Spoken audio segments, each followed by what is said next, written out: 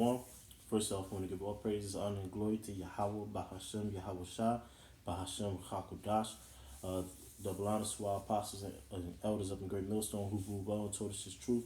And a sincere peace and salutations to all the Akim, the brothers out there pushing this word of truth and in all sincerity. This is the brother Ganan from the DC Church coming back at you with a quick video. And Lord's will, it'll be quick, this is the quick video, speaking on, I'm going to just jump into the scriptures. This is, what is it? Yeah, this is Sirach 7 and 14. It says, use not many words in the multitude of elders, and make not much babbling without praise. It says, use not many words in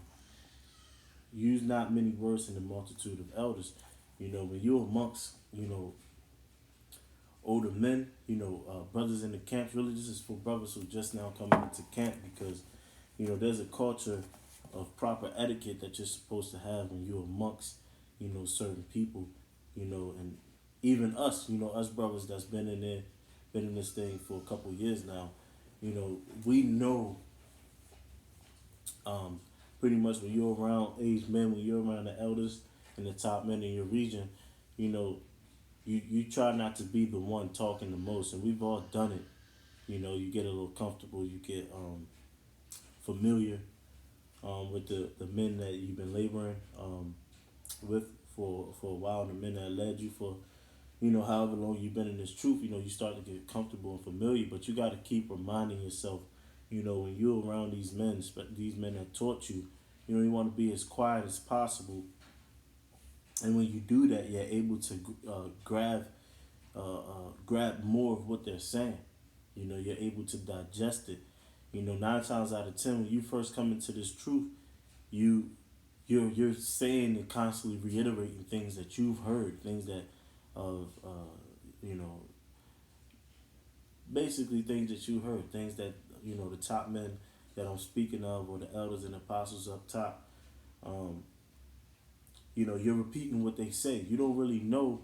So when you're talking to them, when you're in the midst of them, you don't want to repeat the stuff that they said to you.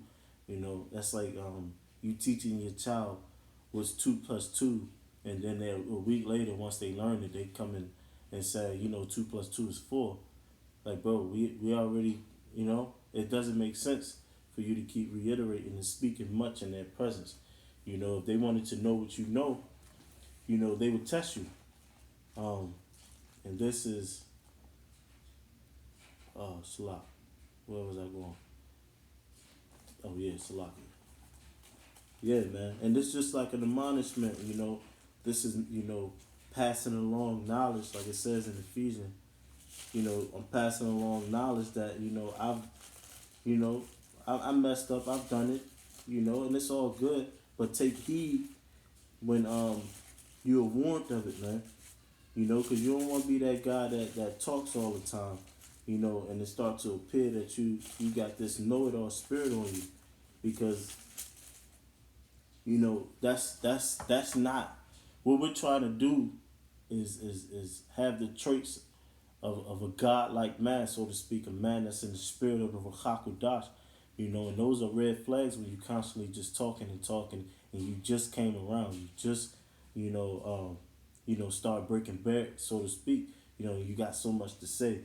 This is James 1 and 19. It says, wherefore, my beloved brethren, let every man be swift to hear, slow to speak, and slow to wrath. And that's one of the traits that you learn when you become a man. You don't want to say much. You want to, when you listening to someone, you're digesting what they're saying without the intent to respond. And I always say that because it's important. When you are a babe in this thing, in which I'm just a toddler, so to speak, but I've graduated from that babe stage to where, as though in that stage you want to be that sponge, you want to grasp everything that the men that's over you is breaking down and teach it to you, so that you may grow. And I'm gonna jump before I get another scripture I'm thinking of. I'm gonna jump over to Proverbs. What am I looking for? Proverbs 1.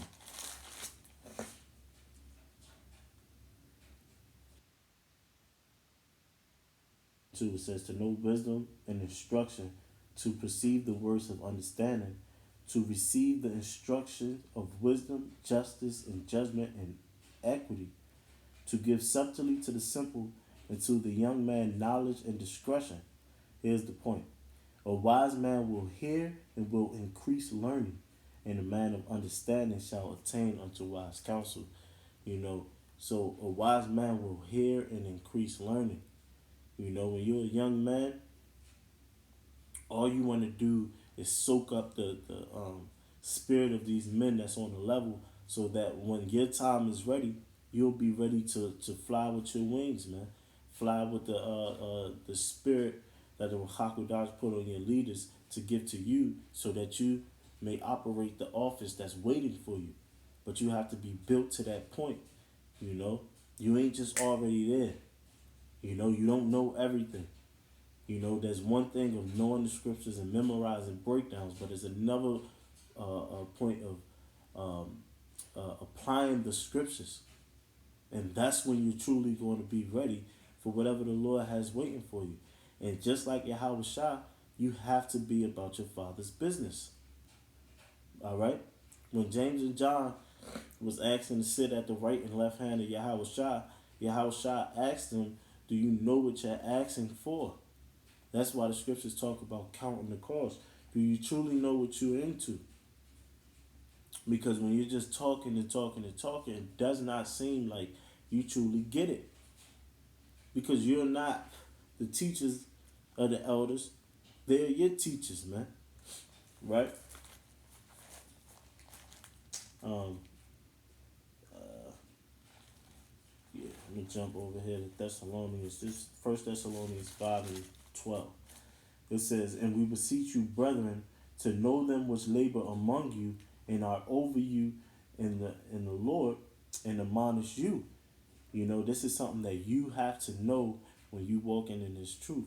And the only way to know them is like the scriptures say in Sirach, when you see a man of understanding, get thee betimes unto him. Meaning early, man.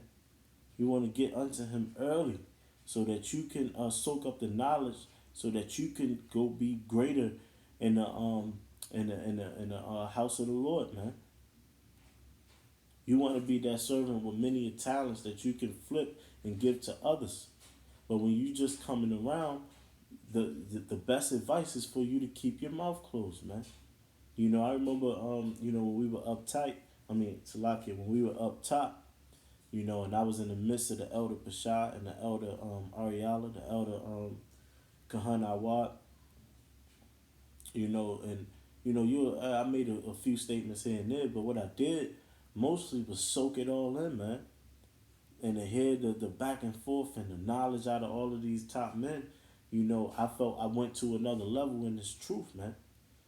You know, and that's while being in this truth for a couple years, you always are going to be amongst someone that's greater than you, and you can learn something from them. But you're not going to learn it if you're quick to speak. That's why in James it says, "Wherefore, my beloved brethren, be swift to hear and slow to speak." That's a godlike trait. That's a trait of the Lord. That's a trait of a lot of, I know the elder top brother out here, Monagon, he's like that, man. He's not very quick to speak. You know, he digests everything, man. Whether we in the office or meeting, you know, whether we meeting with the camp or whatever, man. You know, he sit back and observe, and that's a godlike trait, man. And you want to mimic that, you know, learn from that, because then you'll be able to go to levels in this truth when you're actually listening. Right?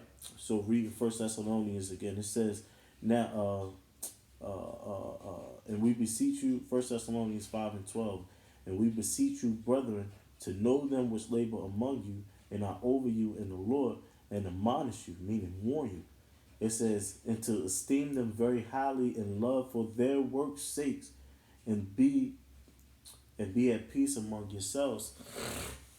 It says, and esteem them very highly for their work's sake, man.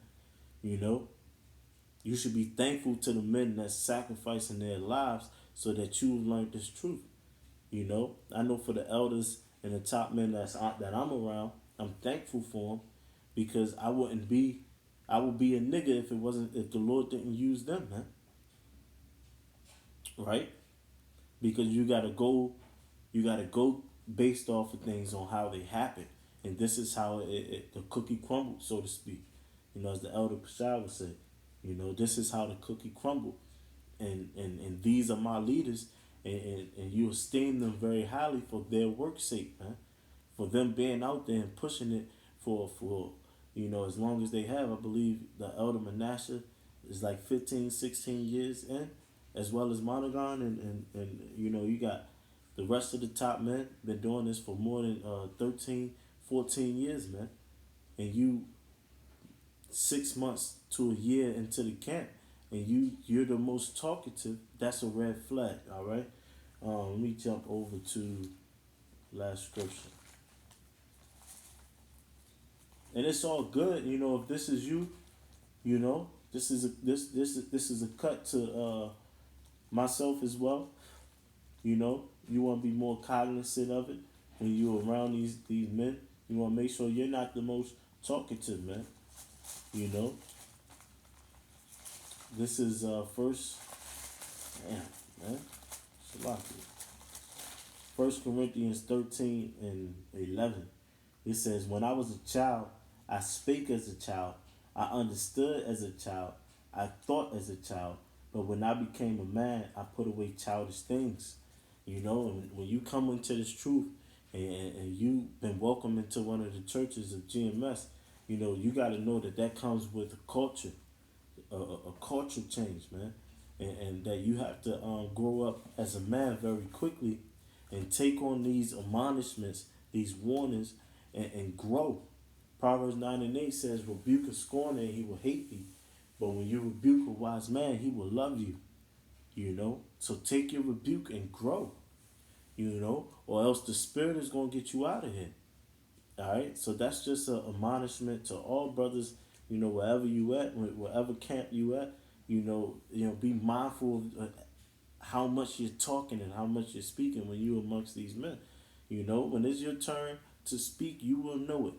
All right. So with that, I want to give all praises, honor, and glory to Yahweh, Bahashem Yahweh Shah, Bahashem Hakudash. Double honors to our apostles and elders of the great millstone who rule well and taught us this truth. And a sincere piece of citation to all the brothers that's sincere, that's pushing this work, and trying to get up out of here. Shalom.